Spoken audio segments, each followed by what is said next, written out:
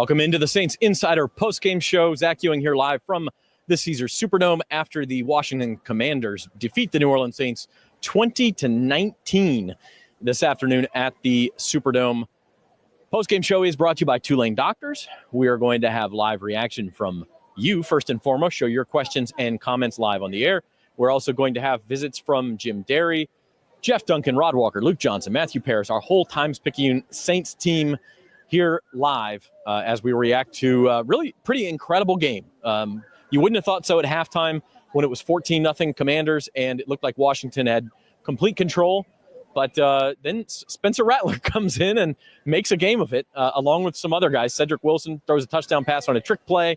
Rattler gets the second touchdown pass as time expires to bring the Saints within a point. Saints defense played really well in the second half.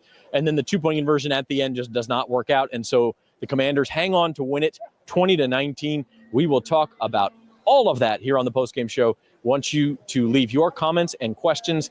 All we ask is that you do keep them clean, and we'll show as many as we can on the air. Spencer is going to text me the questions and the comments that we can talk about, and we'll talk about them. So with that said, I want to let you know that this season's Saints Insider postgame coverage is brought to you by Tulane Doctors. Now at East Jefferson General Hospital, Tulane Doctors are bringing academic medicine to more patients in new communities. Look for the shield to know the future of medicine is here. Call 504-988-5000 to schedule with any Tulane doctor or visit tulanedoctors.com. We're going to take our first break. We'll be back with Jim Derry, the host of the Datitude podcast and one of our sports betting analysts, and we're going to break this one down. Commanders win it 20-19 right after this. At Tulane Doctors, we know your health can't wait. So we made booking appointments easier than ever. Just dial 988-5000 to book with any physician, any specialty. Whether at East Jefferson General Hospital or one of our other locations. Because your health is our top priority. And because navigating healthcare should be simple, personal, Accessible. when you see the shield, you'll know the future of medicine is here.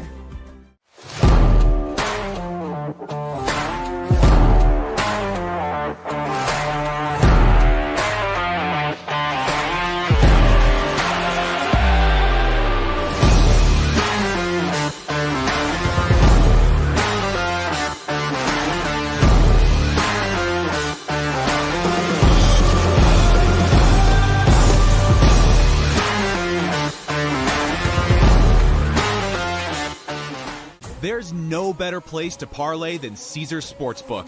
Parlay Builder gives you all the game day action from all across the league. Multiple games, legs, and props, all in one spot. It's so quick and easy, you can keep your focus on the games and your nachos. Or if you're focusing on one game, remember, you can place your same game parlays live during the action. Caesars Sportsbook, the only sportsbook app with Caesars rewards. Welcome back to the Saints Insider Postgame Show. Zach Ewing with you, joined now by Jim Derry. He's the host of the Datitude podcast.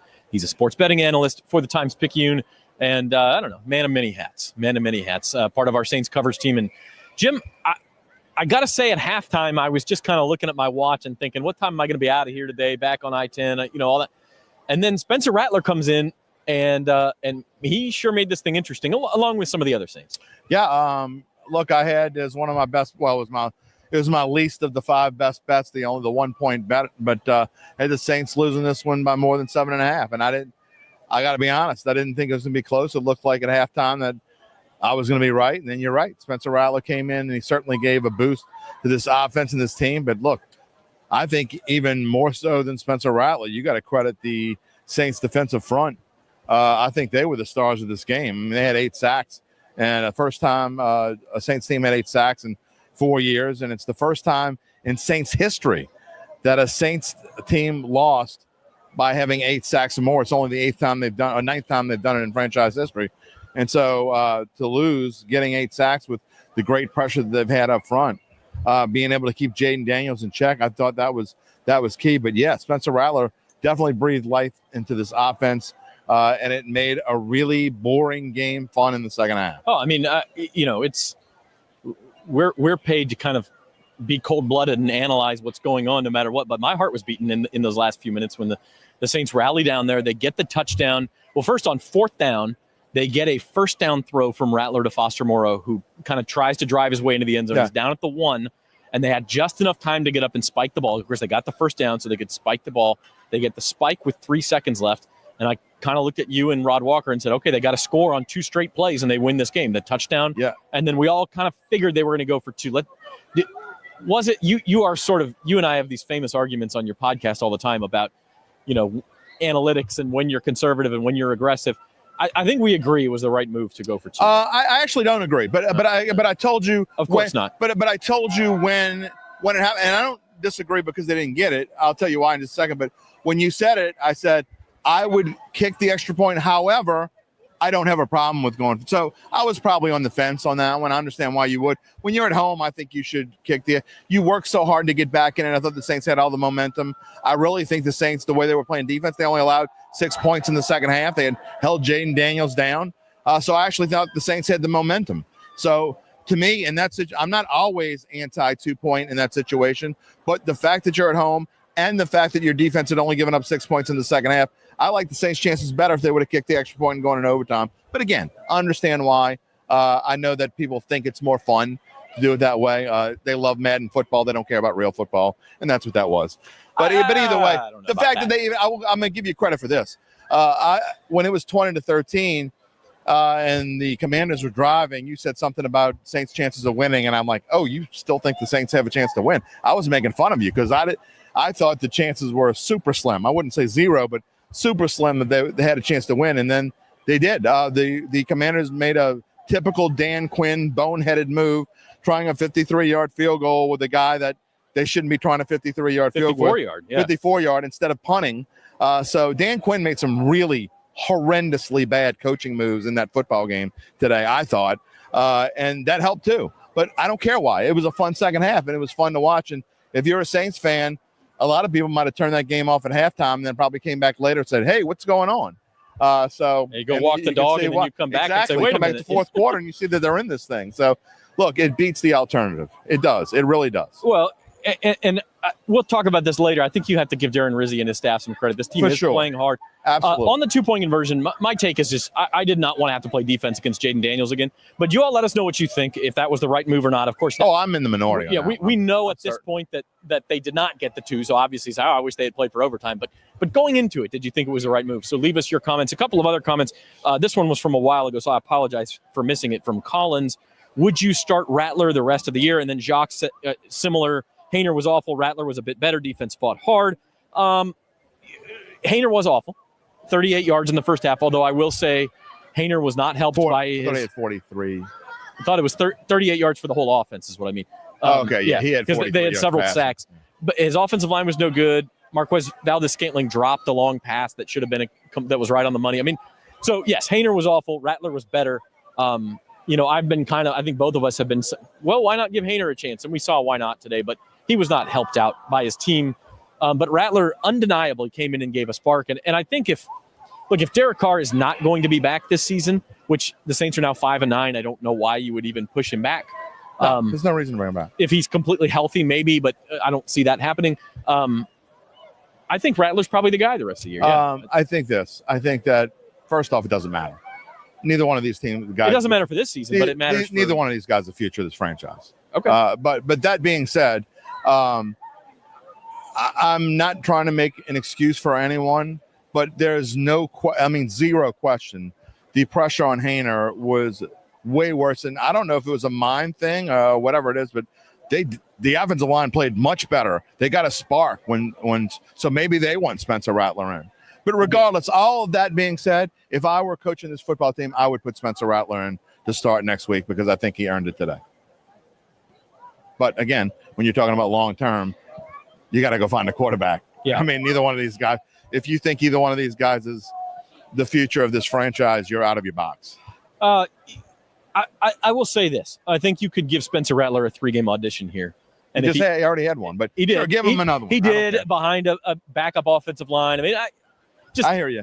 And I think you who said the comment up in the press box? You got all these comments flying, but that he may have earned himself the backup job next year at the very least. I mean, I think he earned himself. I don't know necessarily a backup the backup job or not. But I think today's second half performance, unless he completely screws it up going forward, which I don't think he will, I think he's earned his spot. One of these guys is gone next year. I don't think there's any way you can go into next season saying you want to keep both of these guys. So I think one of them's gone. And that being said, I think between the second half performance today and the fact that I think that he will get a minimum of another start, maybe 3 more starts, I think it's going to be Spencer Rattler going forward to get a chance to win the backup job. Here's my thing with Rattler. He's got a little bit of Jameis Winston in him. Got a lot of Jameis Winston in him. You never quite know what you're going to get. And when you're down 14, when you're down 17-0 in the second half, like the Saints were, he's the guy you want out there. Care to the wind. Yeah, just go throw caution to the wind, throw some deep balls, run some trick plays, see what happens, and you might get a comeback. Yeah. I don't know if he's the guy you want starting every week. Jameis Winston got benched today, by the way. He threw 3 picks and got benched. We saw what happens when Rattler kind of goes the other way against the Broncos and Chargers and things kind of get out of control.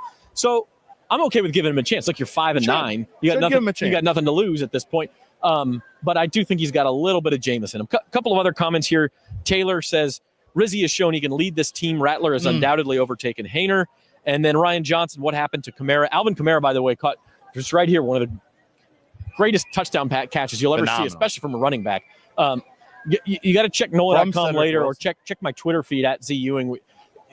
Our David Grunfeld has one of the photos of the year in the NFL of his catch. I mean, just reaching out, I'll use my phone. Like, you can see the whole thing of how extraordinary of a catch that was from Alvin Kamara. And then it was a weird deal to answer Ryan's question. He came back in on the Saints' next drive for one play. I think it was just one play. It might have been 2. Didn't touch the ball and then was in the injury tent. So my theory, it was a groin injury. He did not return to the game. My theory is that he may have hurt himself on the touchdown catch. And then he tried to go back in, ran one play. Maybe it was 2, didn't even get a carry and said, no, I can't. I'm hurt. Back to the comment or question, Kamara, that's the catch of the year. I mean, that's maybe the catch of the year in the NFL. It's certainly the catch of the year for the Saints. But back to the comment or question, again, I think Spencer Rattler's definitely earned at least the start in the next game. But this team cannot think of, I don't care what happens the rest of the way. You cannot think about Rizzi as your coach next year.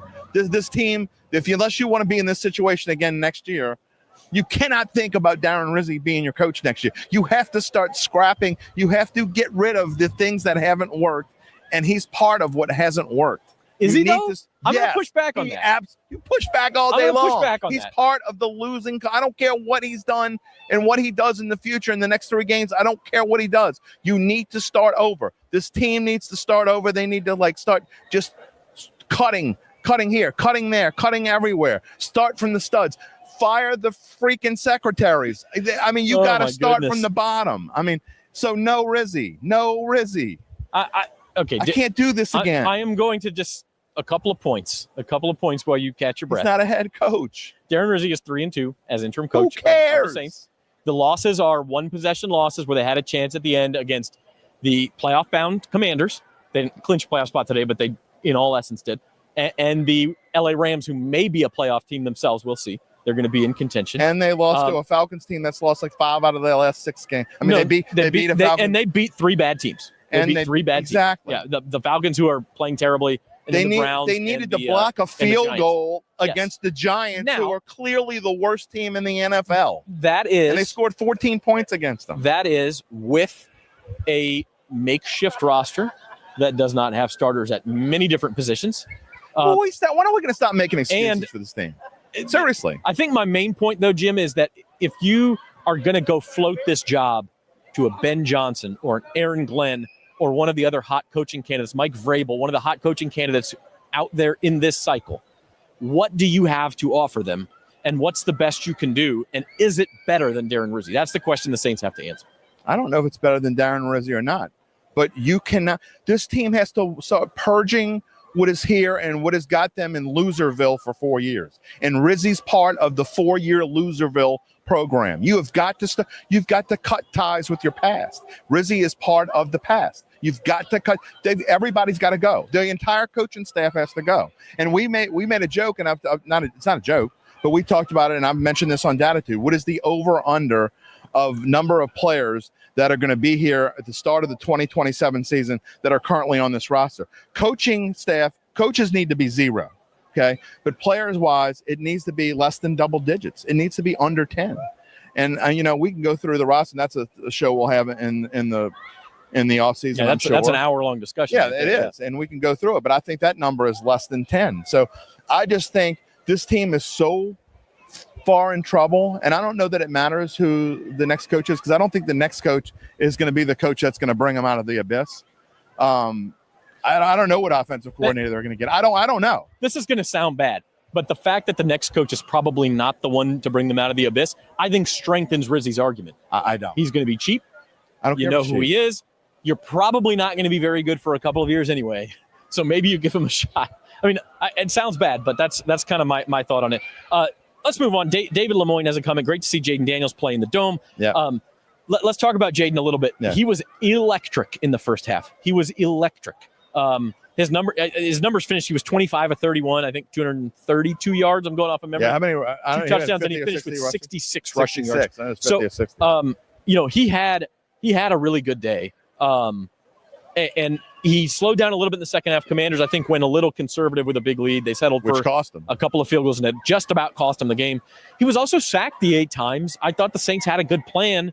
And honestly, if it weren't for a little Jayden Daniels magic and also a questionable personal foul penalty on the Commanders' first field goal try, the Saints defense did a really good job today, I thought. They did. I thought they were phenomenal. And if you would have had on your bingo card or your parlay sheet that Cam Jordan and Chase Young would have multiple sacks each, then you won big today, pal, because that parlay paid a lot. I don't know what it paid, but it paid a lot. But look, the Saints as a whole, I thought what I was impressed by with this defense was, even though they were down 14-0 in the first half, they had no reason to play inspired football, but they did.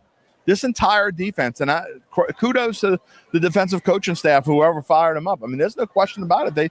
They played inspired football and only give up 6 points to this team. But, Jayden Daniels, just to me, and I know they only scored 20 points. I thought their coaching was horrendous. But you don't like anybody's coach. No, well, I really don't. There aren't a lot of good coaches right now. So that goes the whole difference. That's another show for the offseason that you and I can sit down and have. That'd be a fun one. That would be a fun one. But I thought Jayden Daniels, some of the things he did, there's just things he does that there's only like 4 or 5 guys in the league can do. And, I mean, I got to be honest. If I were starting a franchise tomorrow and I can pick any quarterback I wanted, he would be right up there at the top of my list because of the fact that he's a rookie, he's young, and he plays like, I mean, to me, he's almost as good as Lamar Jackson already, in my opinion. And there's things he does that he just gets himself out of.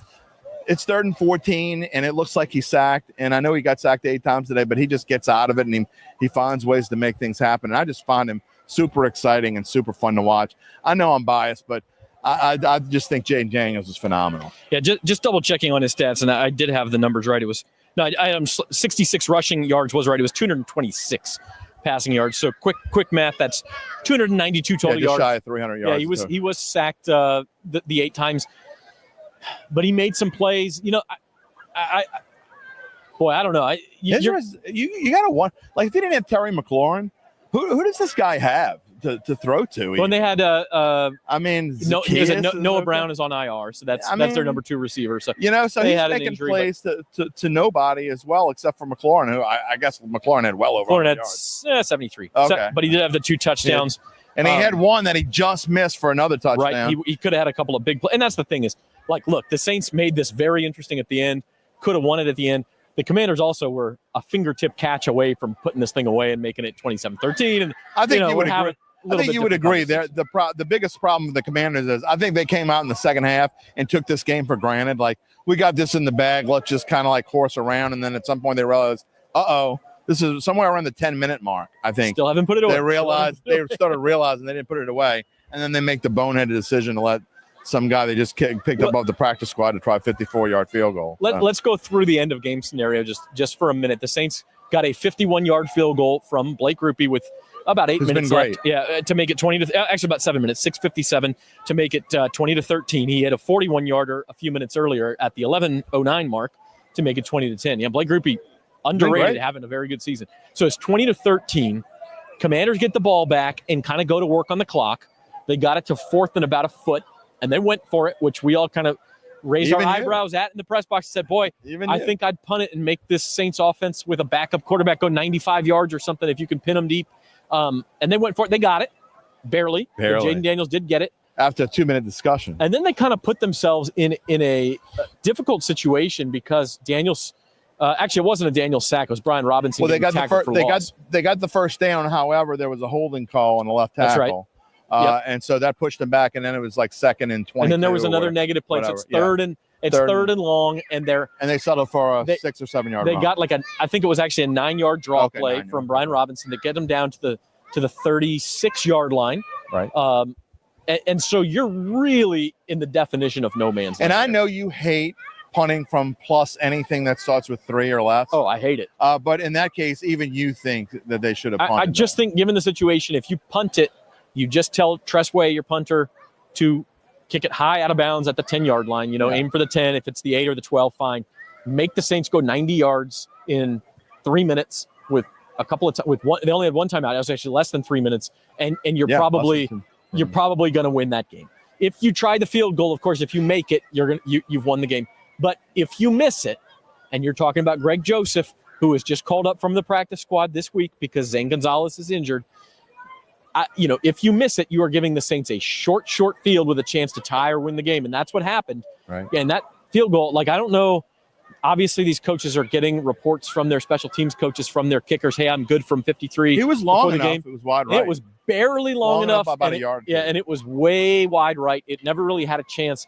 So I question that one. It gave the Saints a 54 or 56-yard field, and then it was just, well, that's the thing, right? Spencer Rattler, man. You go back to what you were talking about, try to give him a 90-yard field, but even if you do get a touchback there, you're starting from the 20 instead of the 42. That's 22 yards. That's a big difference, because if you look at how it worked for the Saints as it is, they needed every second. Yeah. So if you push them 22 yards further back, they're going to be running They're going to end up running a play from the 20. Yeah, maybe not a Hail Mary, but correct. A situation where you're going to be asking Spencer Rattler to throw a 25-yard touchdown pass. You're talking about the coach who blew a 28-3 lead in the Super Bowl. So it's not surprising. Tell me more about that. It is what it is. So anyway, I do want to give credit when they did have the short field. So the Saints had a minute 55 and one timeout, 56 yards to go. Yeah. Give credit to Clint Kubiak because he ran the ball, and Washington defense was too many times. They were not ready for that. Well, actually, exactly as many, the right number of times as it turned out. So Kendry Miller runs for 12 yards on the first play. Such a phenomenal first play of a drive like that, because now you're 44 yards away. Yep. You still got some time. Then Rattler throws a play that was overturned into a completion, which I'm not even sure helped the Saints. It was only 3 yards. It was 5 3 yards and cost them 10 seconds. Okay. So you're at because of 10-second runoff. Right. You're at the 41. Then they run it again. Miller gets 6. Rattler throws to Kevin Austin for 8, out of bounds with exactly a minute left, and you're at the 27. Still have the timeout in your pocket. You're in really good shape. And I'm okay with one more run there. Then they ran the ball again and got 12 more. Yeah, but that's when you stop. And then I think Kubiak probably goes to the well one too many times. Kendry Miller loses 2 yards. Saints have to burn their final timeout at 38 seconds. Then Rattler gets to Jawan Johnson for 9 yards. And he does get out of bounds. 22 seconds. Rattler has to throw. Again, it's incomplete. So now it's 4th and 3 with 17 seconds left. And then we mentioned he gets the completion to Foster Moreau. They have just enough time to spike it. Then the touchdown to Foster Moreau. And then the 2-point conversion, on which we watched this on replay. Didn't look like he had anybody open live on replay. Kevin Austin popped open at the back of the end zone. That's the difference between a rookie and a senior. Rattler just hold on to the ball for half a second. He may have had it. We'll lose half of our viewers when I say this, but that's a play that Carr would have made because he would have seen him. Rattler just didn't see him. Rattler rushed it just a half second and forced the ball to Juwan Johnson.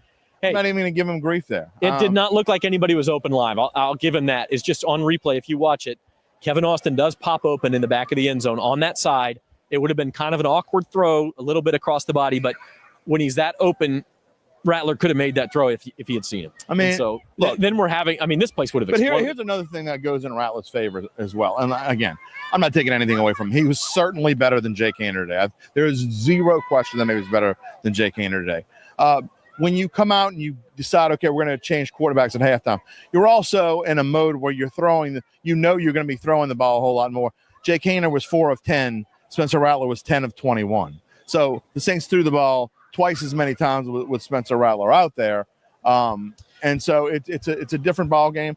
In the grand scheme of things, looking back, I understand why they did it. Again, I think Spencer Rattler was definitely better. I think Spencer Rattler deserves to start the next game. However, that being said, I would have liked to seen the Saints aren't playing for anything. I would have liked to seen them let Haener go through and finish the game like they let Rattler finish the other games before. I thought it would have only been fair to see that. So we don't know how he would have responded in the second half. I'd be curious to know if the Saints made any other adjustments besides the quarterback, because they had to. It did seem like the protection was a heck of a lot better in the second half. And part of that is the quarterback. He calls some of the protections. He rolls out. He buys time. I mean, Rattler deserves some credit for that, but I think there might have been more, because there were points in the first half where Jake Haener, I don't care if Joe Montana was back there, he was going to get sacked. I mean, there was and they were in his face no time as soon as he got the ball. So they fixed something else. I don't know what it was. I just think, honestly, I think it's very possible that the players themselves wanted Spencer Rattler and they were fired up. I think it could be as simple as that. I really do. Yeah. So we've seen that before. Could be. All right, great discussion. Keep your comments and questions coming here on the Saints Insider Postgame Show. We're brought to you by Tulane Doctors. We're going to take a break. We'll be back with more with Jim and awaiting visits after the locker room from our beat writers and columnists. Be back right after this. At Tulane Doctors, we know your health can't wait. So we made booking appointments easier than ever. Just dial 988-5000 to book with any physician, any specialty. Whether at East Jefferson General Hospital or one of our other locations. Because your health is our top priority. And because navigating healthcare should be simple, personal, accessible. When you see the shield, you'll know the future of medicine is here.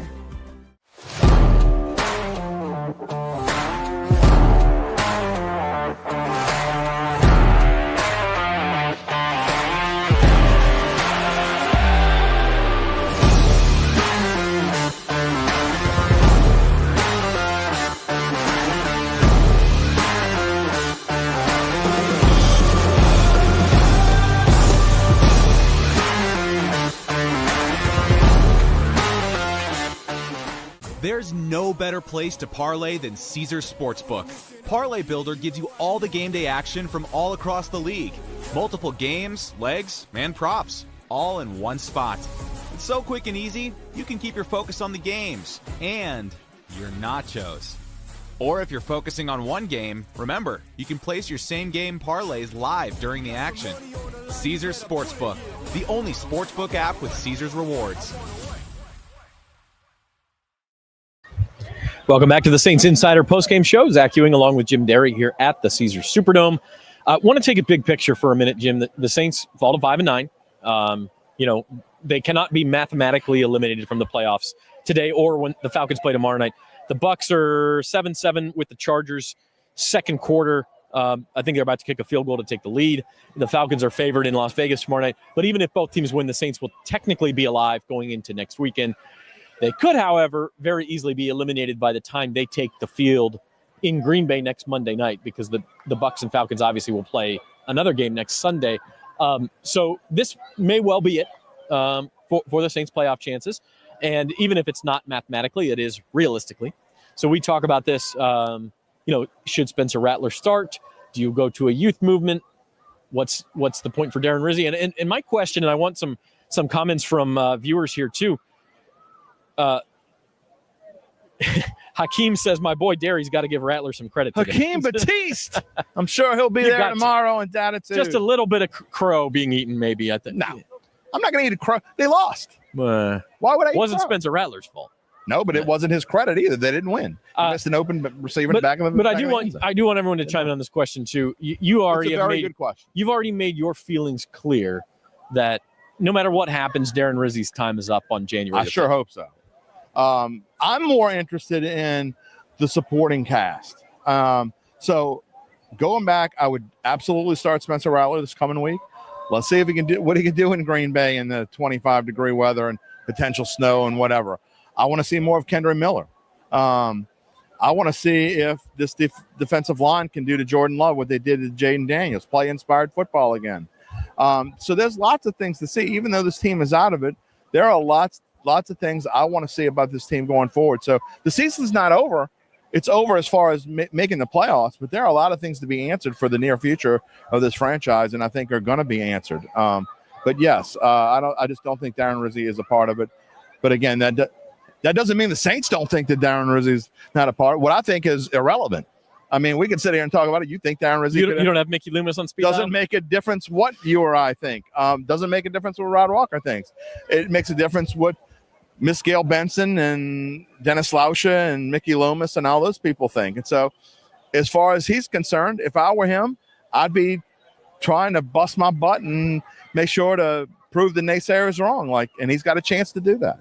All right, he's Jim Derry. You can catch him on Datitude Live at 11 a.m. tomorrow morning. Can't wait. It's going to be a good one. They'll be all over me. Yeah, lots of comments and things like that, interaction with you. So our thanks to Jim, and we will bring in Rod Walker, Times-Picayune columnist, next. He's here, fresh after post-game interviews, welcoming in Rod to the Saints Insider Postgame Show.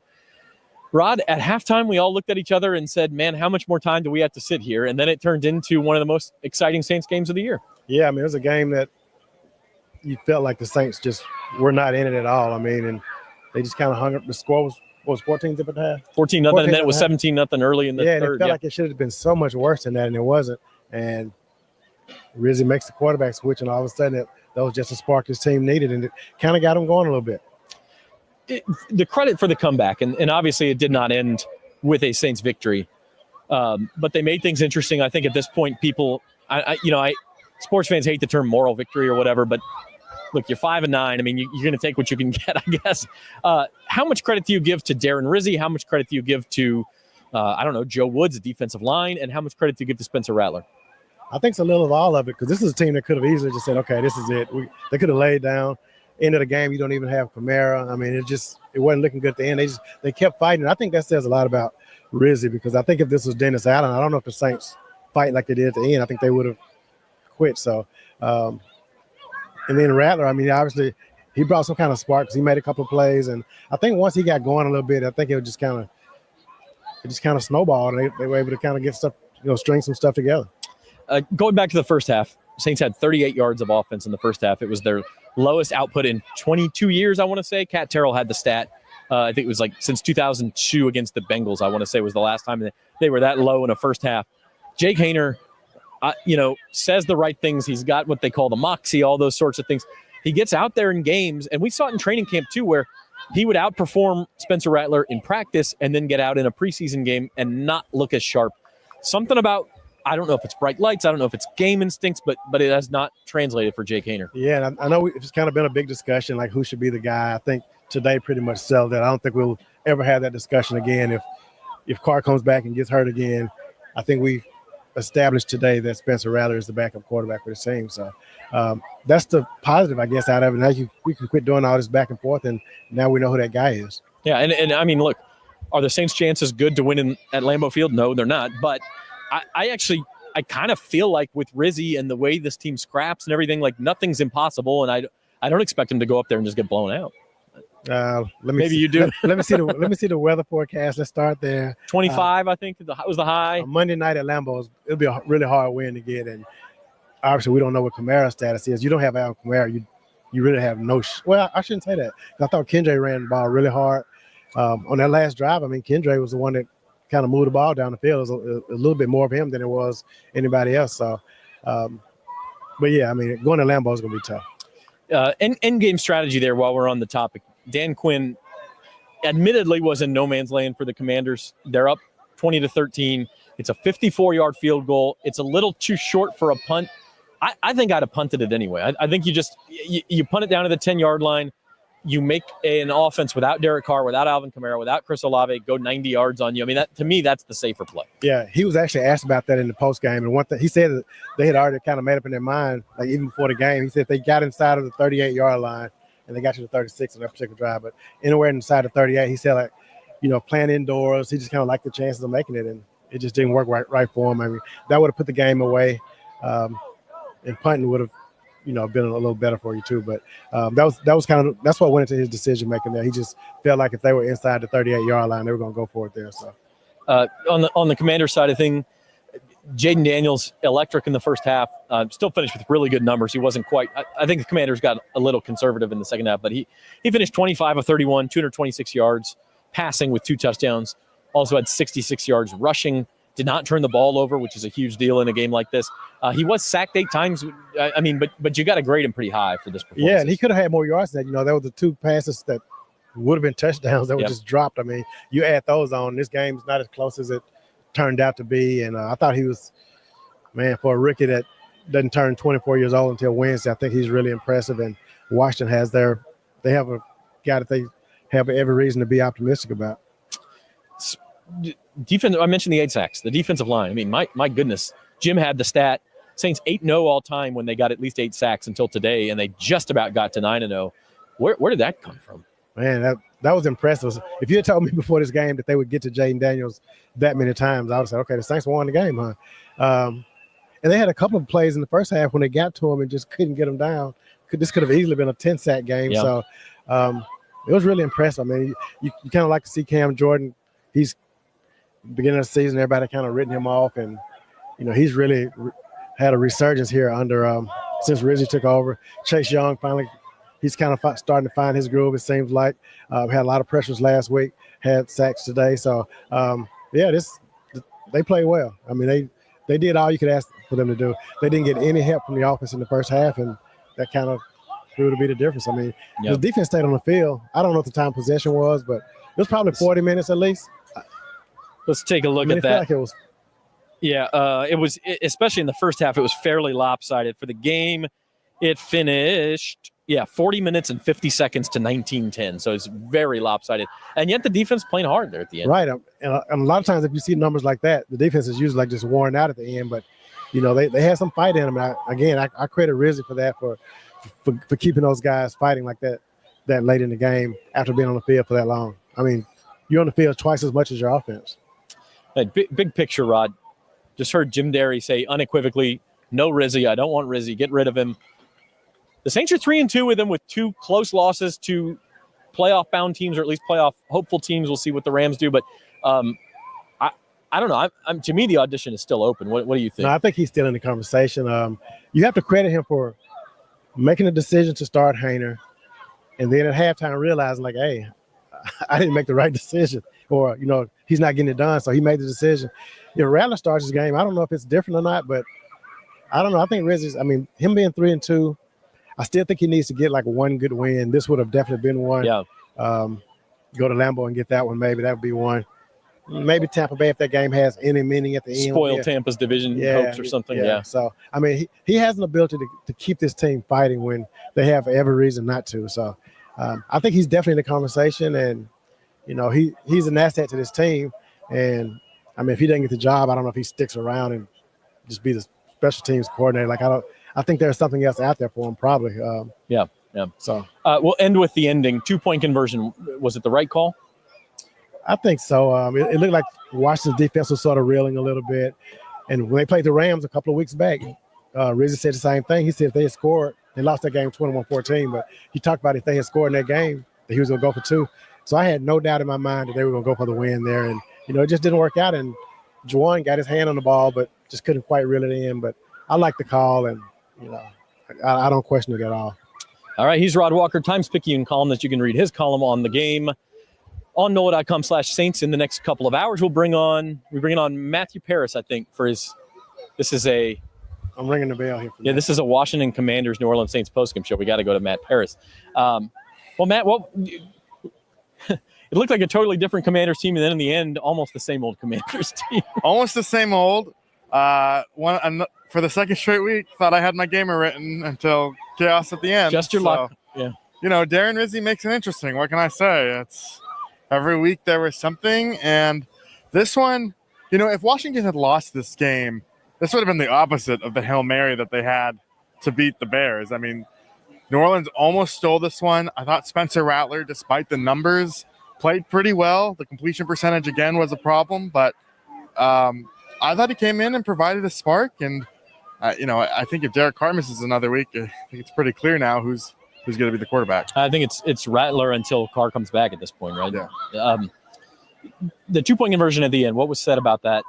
from Rizzi and in the locker room. Was that always the plan? Yeah, it was. It wasn't necessarily predetermined before the game, but before the drive even happened, they knew that they were going to go for 2. And the play itself targeted Juwan Johnson. Rattler felt like there was actually a hold on Johnson. He wasn't very happy with that, but almost connection. I thought they played to Rattler's strengths with that play by rolling him out, but that was more dictated, Rizzi said, by just the situation. That was the play they liked. They weren't necessarily trying to tailor it to Rattler. So almost there and not good enough, apparently. Yeah, and Kevin Austin did kind of pop open in the back of the end zone, and Rattler didn't see him. And there's possibilities, but this would have been, for Darren Rizzi's perspective, really kind of the famous win. I don't know if famous is the right word, but Right. but the breakthrough win that you could have hung your hat on and said, hey, I can lead this team against a playoff team to a victory, even without Derek Carr, even without Olave and Shaheed, and even without, at the end, Alvin Kamara. Yeah, this is the Rizzi game I thought was really interesting because I think you could criticize him in hindsight now starting Haener. I know none of us did at the time, but Yeah. Haener played so poorly that maybe that does reflect on the head coach. But look, I mean, I just dropped the dentist, but look. But look, he's gone, man. He is way gone, but Now I got to be honest with you. yeah, his speech patterns are in my brain forever, apparently. Anyway, I thought he managed that game pretty well, calling the timeouts above the 2-minute warning. They got the ball back with 1:55 left in a 1-score game.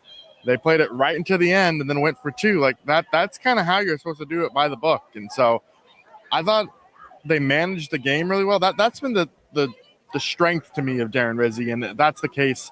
If you were going to make him the coach next year, is I think he knows how to manage the game pretty well. Yeah, I think he showed that. He said beforehand that's one of his strengths, and I think another one of his strengths is this team plays hard. I mean, the defensive line had 8 sacks. You're down 17-0 in the third quarter. Washington had more than 40 minutes of time of possession, and the defense was still – I mean, it is the polar opposite of those Tampa Bay and Denver games where you could see – and again, I don't use the word quit with pro athletes. I don't think they quit, but you could see the give a damn was pretty low. They were very demoralized. Yes. They might not have quit, but you could tell that their attitude was just not what it needed to be to compete at the highest level. And I think Rizzi's gotten them back to that. The 2-point conversion at the end in your book, right call or no? Yeah, I think so. I mean, they're now 4-9, like what, or 5-9, 5-9. Yeah. Just like what else did they have to play for?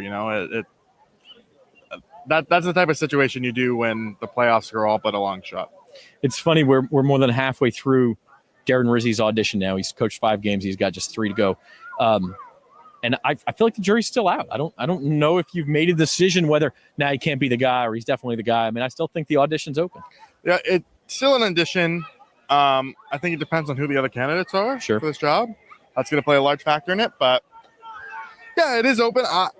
I would still be ultimately surprised just because of the history of interns. But he's treating this like an audition, and I think he's doing the right things to make his case. I just don't know if it'll ultimately be enough. Sure thing. All right, he's Matthew Parrish. You can read his game story on the game he was made to cover, the Washington Commanders against the New Orleans Saints. It's on NOLA.com/Saints now, and you're going to go back and rework it and all those good definitely. things. Read it now and read it again later. Right. All right, thanks, Matt. All right, thank you. Up next is our other Times-Picayune beat writer, Luke Johnson. And Luke started with this with Rod, too, but like at halftime, I was kind of looking at my watch and wondering when we were getting out of here, and then my heart's pounding by the end of the game. Yeah, that was a pretty crazy second half. I not expecting it. I was fully expecting the Commanders kind of reassert control the game. They had plenty of opportunities, right? I think Jayden Daniels had Terry McLaurin open twice for what would have been big, deep touchdowns. Does that hurt your feelings? It does. I made sure to bring that up because I called it on the podcast on Friday that they were going to connect for a huge touchdown. And I was almost right, but almost doesn't really count for anything. That's right. I also had 20-14 Commanders as my pick, and I was a yard away from being only 1 point off. I had 27-13, so that's pretty close. Anyways, that's true. If McLaurin had caught here's the thing, though. I mean, they could have won that game going away, right? But they didn't make the plays, and the Saints almost made them pay for it. It was a really entertaining second half. I feel bad for Jake Haener that his one start went that way, but like at the same time, I was thinking pretty much that whole second half, like why did they choose this guy over Spencer? Yeah, I don't know. I mean, I'll admit at halftime I'm going, it feels to me as bad as Haener's been, he deserves a full game audition. Why not just, even if you lose 34-3, let him go out there and see what he can do. But pretty clearly, it only took half a quarter to realize, like, no, they still have a chance to win this game with Rattler out there. And that's the thing, is even in training camp, right? Like, Haener looks better in practice than Rattler. Haener looks like he's the more competent guy. He's less likely to turn it over. And then you get out in the game, and Jake Haener just has never really had it. I mean, he's never done it in an NFL game, right? It's the reality of the situation. And there's a lot of reasons for it you can put behind. I mean, he never had the chance to start and be the starter throughout practice and all that stuff.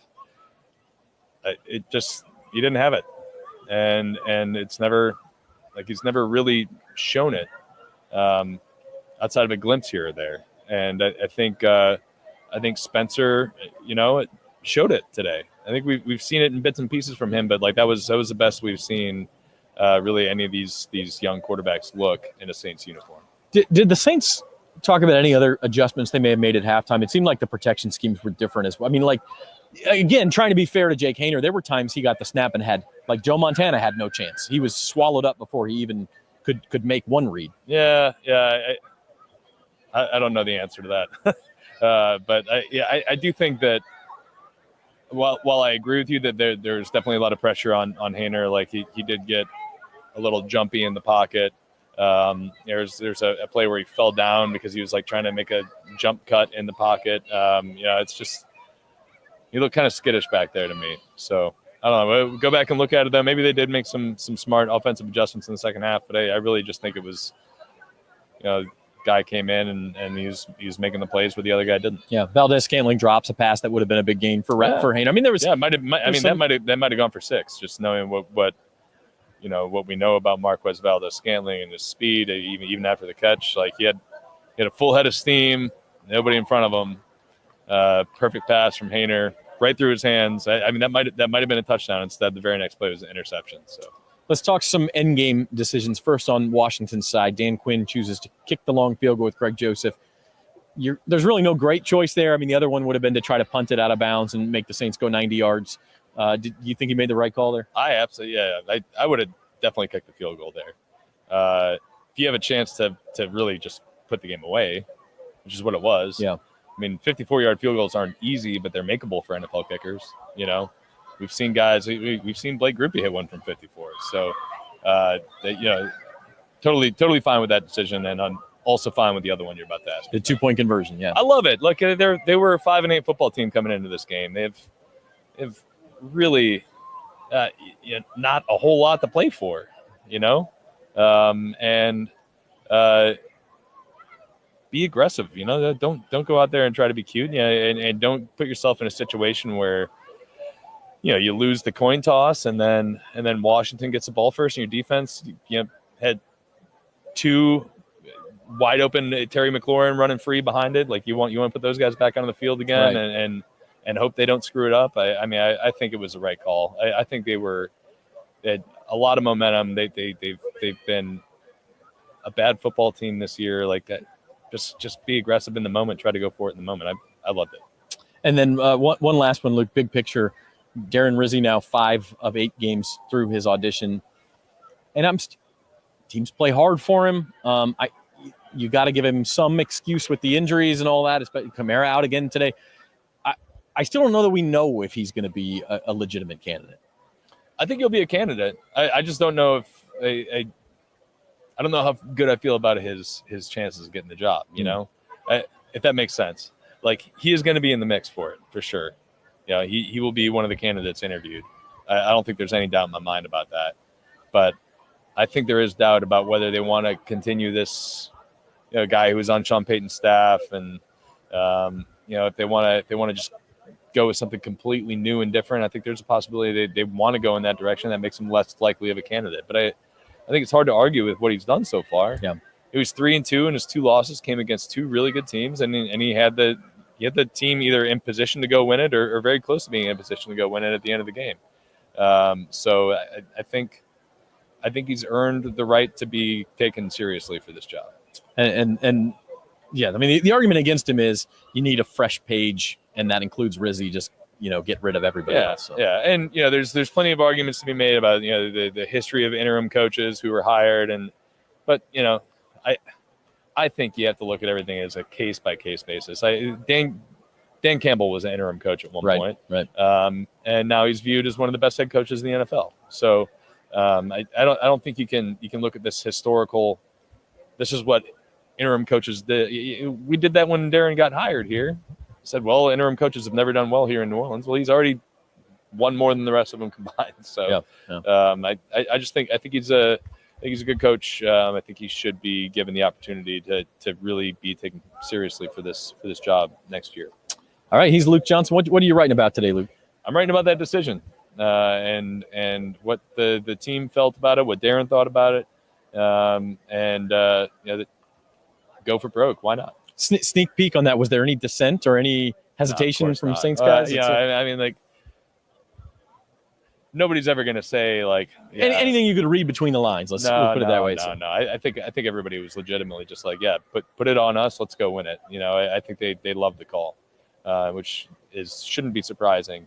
Guys love being aggressive, being knowing that their coach is confident in them. Spencer Rattler said it. He's like, look, why not? We're 5-8. Just go for it. Right. Go for it. So. All right. So you can read that in a little while on NOLA.com/Saints. Say thank you to Luke and bring on Jeff Duncan to wrap things up. Jeff's talking to Deuce. He's deep in conversation with Deuce McAllister here, but we'll see if we can pull him away. Here he comes. We'll make the handoff. Mesh point. Right. All right. Jeff Duncan, Times-Picayune columnist. Interesting game, interesting finish here. Yeah, it was fun, wasn't it? Yeah. I mean, give it to the Saints for, it would have been easy to roll over in that game, man. You're down 17-0. You're 5-8. Half the dome is filled with Commanders fans. I've almost done that twice. I know. I've done it a couple of fumbled for me. But it was impressive the way they fought back, and I really thought they were going to win. I mean, they had all the momentum. Washington was on its heels. I know you're probably going to ask, but I 100% agree with the play call there at the end, or maybe the decision more than the play call to go for it there. I think Rizzi said when he took the job he was going to be aggressive, and he backed up those words today. And I think everybody on that sideline wanted him to go for the win there. You would have totally escaped with a win. I mean, you would have stolen that game from a team that desperately needed it. And really, it kind of squandered away a lot of opportunities to put the Saints away. So I've got no regrets. No criticism at all with him making that decision.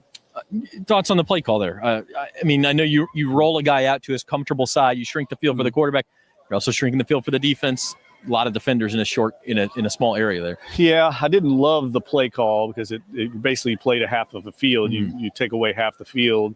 But this was one they obviously liked. Darren Rizzi said it was one they had in the whole game. They were going to use that if they got to a 2-point conversion. Look, it was if he gets the ball out a little quicker, Austin was probably open for a split second. But, you got a young quarterback. And I also think, Zach, it didn't help that everything was kind of hectic down there. They didn't have a timeout to take time, and they just had to kind of go with it. They didn't really get a lot of time to discuss what they were going to do. It didn't work out, but I still think it was the right decision. Unfortunately, it didn't pay off for them, but I think every player would tell you they back what Darren Rizzi did there. I mean, he had the support of the sideline, not that he needs it, but I think it was the right call. The other, obvious talking point here, Jake Haener gets the start.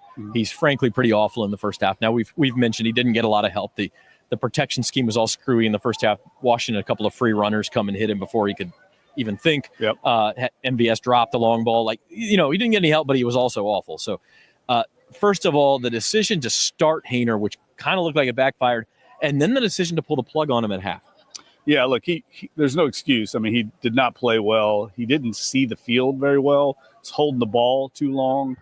In the instances where they did have a little protection, he was still holding the ball too long.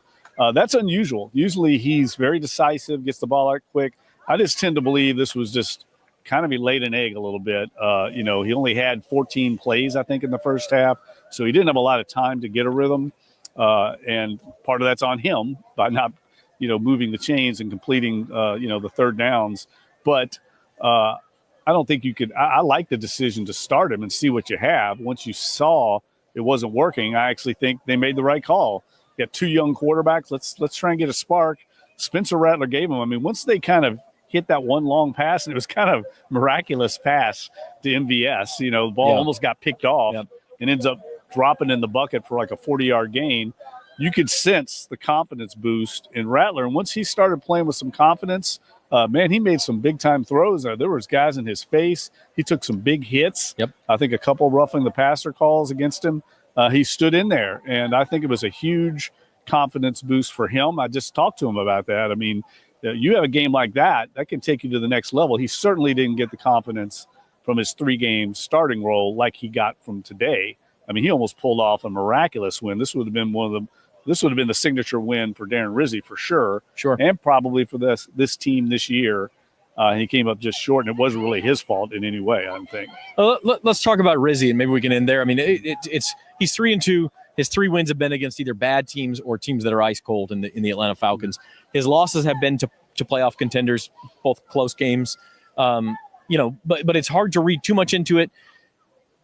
Now they go to Lambeau Field. Spencer Rattler probably will be the starter. I would think Derek Carr's probably not coming back for that Monday night game, and I would think you're choosing Rattler at this point. So it's a tough assignment. Where do you stand on the Darren Rizzi audition?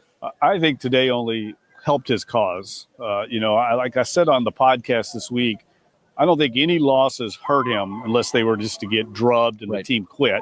Other than that, I don't think the losses he's going to be judged by because of the injury situation he's playing with right now.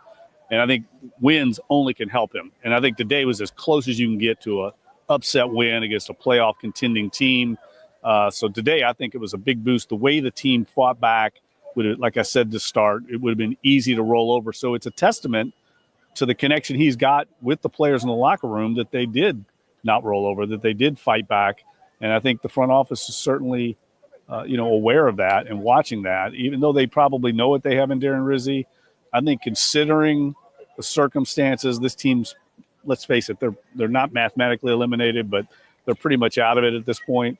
They're still playing hard, and you see teams around the league that's not the case. And I think that speaks to Darren Rizzi's leadership and the fact that the players are believing in what he's preaching to them. Yeah, even at 5-9 and all but mathematically eliminated, interesting things ahead for the Saints. So we'll be back on Wednesday with another edition of the Saints Insider Podcast. He's Jeff Duncan. Thanks also to Jim Derry, Matthew Paris, Rod Walker, and Luke Johnson for stopping by. Our producer and comment moderator was Spencer Urquhart. Norman Bell ran the camera. Our thanks to all of them. And, of course, our thanks to you for hanging out with us for the past hour. Tulane Doctors is our sponsor. We are the Saints Insider Postgame Show, and we will see you next time at NOLA.com.